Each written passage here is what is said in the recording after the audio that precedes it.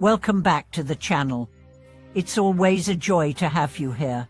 Whether you're new to the practice or you've been meditating for years, I invite you today to pause with me and reflect on one of the most frustrating yet universal questions in spiritual life. Why do I keep sitting but still see nothing? Why can't I visualize during practice? Why doesn't the light come? Today's video is dedicated to every sincere practitioner who feels stuck, to those of you who are sitting cross-legged, eyes closed, hearts open, but feel nothing but a fog of thoughts. You're not alone, and you're not doing it wrong. What you're facing is not a failure. It's the very edge of transformation. Let's talk about what's really happening when you feel like you can't see, can't sense, can't move forward. A student once asked his teacher, "I've been practicing for years, but I still can't see the deity, can't visualize the light, can't hold the image. What's wrong with me?" The teacher looked into his eyes and simply said, "Nothing is wrong. You're just expecting results before the ground is ready." That's where many of us are. We are planting seeds but digging them up every day to check for growth. Real mastery, real insight, real seeing in spiritual practice does not come from pushing harder. It comes from a deep, silent, sustained surrender. There's a teaching in Tibetan Buddhism called the generation stage or a creation phase. This is where the practitioner visualizes a deity in detail: the color of the robes, the facial expression, the symbols held in each hand, the luminous mandala surrounding the figure. At the advanced level, the visualization appears vivid, stable, almost tangible.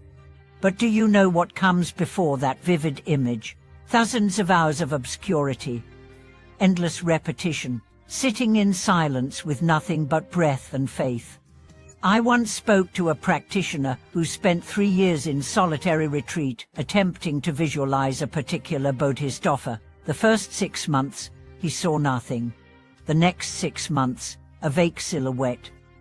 The third year, the image began to appear with clarity, but he said the real shift came not when the image formed, but when his mind stopped trying to grasp it. He said, "When I let go of forcing it, the deity came, not outside me, but as a natural expression of my own awareness." That is the key. Visualization is not about imagination.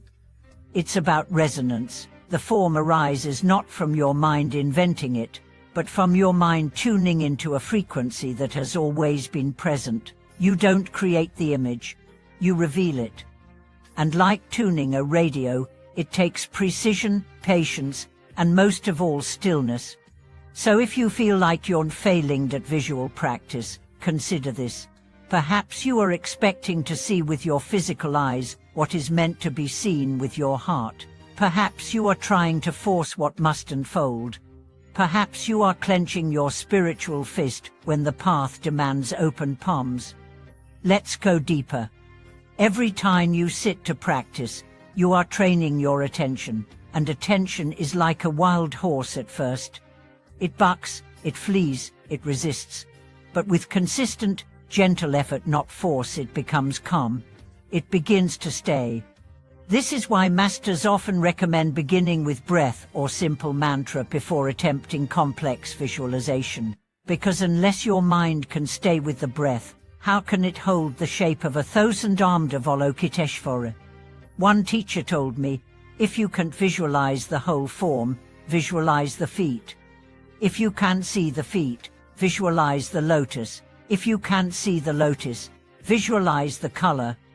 If even the color is unclear, rest in the space that holds the color. In other words, start where you are, stay where you are, don't rush forward. Trust that even in what seems like failure, the practice is working. There's a story from Zen tradition. A student meditated every day for years but felt he was not progressing. One day, in frustration, he threw a rock into the pond. The ripples disturbed a lily pad, and just as quickly as the ripples came, they vanished. That moment hit him like lightning. He realized his mind was just like the water, always being stirred, and the vision the truth could only reflect when the surface was still. The reason you can't see you yet is not because the vision isn't real, it's because the surface isn't still enough. Let's be honest.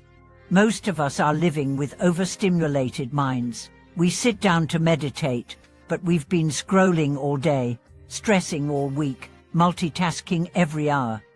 We expect 10 minutes of sitting to override years of reactivity.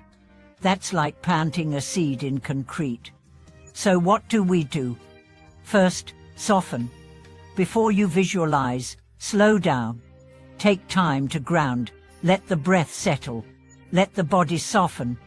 Let the emotions rise and fall without judgment. Let the tension in your forehead melt. Second, focus less on outcome. Don't measure your practice by what you see. Measure it by your sincerity. Ask, did it show up? Did I sit with presence? Did I open to the unknown? If so, then your practice is alive. Third, stay with simplicity. If you're not able to visualize a complex deity, visualize light. If not light, imagine space. If not space, simply feel the breath moving through the nostrils. That alone is enough to awaken everything. Remember, even the Buddha didn't reach enlightenment in one sitting. Even the great Ogus wandered in the wilderness. Your doubt is not an obstacle. It's part of the process. And here's the paradox: when you stop trying to see, you begin to feel. When you stop grasping for the image, the energy behind it begins to reveal itself. And in that energy, the form arrives naturally, not as a hallucination, but as a knowing. A quiet inner clarity. That clarity might not look like fireworks. It might just be a moment of stillness so deep that the world disappears, or a sudden insight that breaks your heart open, or the quiet joy of sitting without effort. That is real seeing. So don't give up. The fog is not a failure, it's the veil thinning, and every time you sit, that veil becomes lighter. Your awareness sharpens, your faith deepens, and one day, without even trying, you'll realize you no longer need to see the form because you have become the space in which it appears. Thank you for watching this video. If this spoke to your heart, please share your journey in the comments. Your honesty may be the light someone else needs. Don't forget to subscribe, like, and turn on notifications. We are walking this path together, and your presence matters more than you know. See you in the next one.